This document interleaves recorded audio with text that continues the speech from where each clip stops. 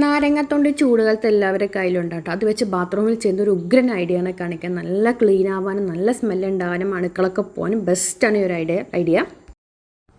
അപ്പോൾ നാരങ്ങാത്തൊണ്ട് വെച്ചിട്ട് നമ്മൾ സെപ്റ്റി ടാങ്കിൽ ബാത്റൂമിലൊക്കെ നമ്മുടെ ക്ലോസറ്റിലൊക്കെ ചെയ്യുന്ന കാര്യമാണ്. ഇപ്പോൾ ഇത് നാച്ചുറൽ ആയതുകൊണ്ട് തന്നെ അതിലുള്ള ബാക്ടീരിയാസ് ഒന്നും നശിച്ചു പോകില്ല കേട്ടോ.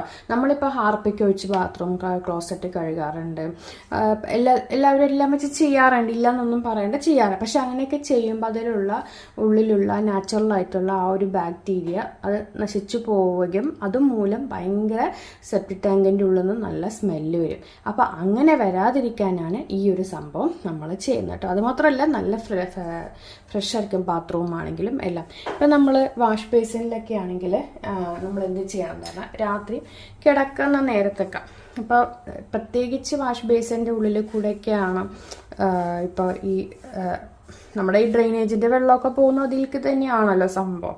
അപ്പോൾ അഴുക്ക് ചാലിലേക്ക് നേരെ പോകുന്നു.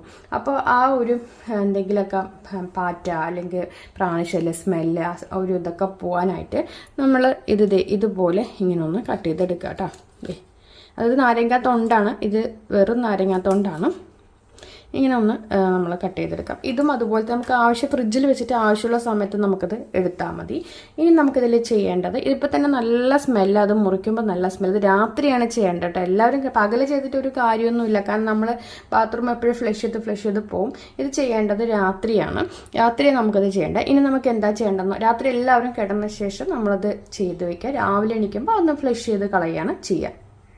വേണ്ട കുറച്ച് ബേക്കിംഗ് സോഡയാണ് വേണ്ട, അതൊരു ബൗളിലേക്ക് നമുക്ക് ഇട്ട് കൊടുക്കാം.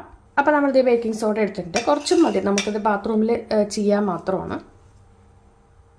ഇങ്ങനെ വെക്കുമ്പോൾ തന്നെ ആ ഒരു അതിൻ്റെ റിയാക്ഷൻസ് നമ്മൾ അറിയാൻ പറ്റും. ഇനി വീർത്ത് വരുന്ന പോലെ നമുക്കിത് വരും ശരിക്കും. നീരൊക്കെ അത്യാവശ്യം, അതിൽ നീരില്ല, പക്ഷെ നല്ല സ്മെല്ലാണ് ശരിക്കും പറഞ്ഞു കഴിഞ്ഞാൽ ഈ ഒരു ഇത്. ഇനി നമുക്ക് ഈ ബേക്കിംഗ് സോഡ എന്ന് പറഞ്ഞത് വൃത്തിയായിട്ട സ്മെല്ലൊക്കെ വലിച്ചെടുക്കും, നല്ലൊരു റൂമിലേക്ക് നല്ലൊരു ഇതാവും, സ്മെല്ല് കൊടുക്കും. അതുപോലെ തന്നെ നാരങ്ങയുടെ ആ ഒരു സ്മെല്ലും ഉണ്ട്. അപ്പോൾ നമ്മളിങ്ങനെ വെക്കുമ്പോൾ ഇതിങ്ങനെ ഒന്ന് കശക്കി എടുക്കുക കേട്ടോ. എന്നാലേ നമ്മളിത് യൂസ് ചെയ്ത നാരങ്ങയുടെ നീര് ഇതിൽ കുറവാണ് സംഭവം. ഇപ്പോൾ നമുക്കിങ്ങനെ ആയിട്ടുണ്ട്. ഇനി നമുക്ക് എന്ത് ചെയ്യാന്ന് പറഞ്ഞു കഴിഞ്ഞാൽ ഇത് നേരെ ബാത്റൂമിലേക്ക് കൊണ്ടുപോകാം.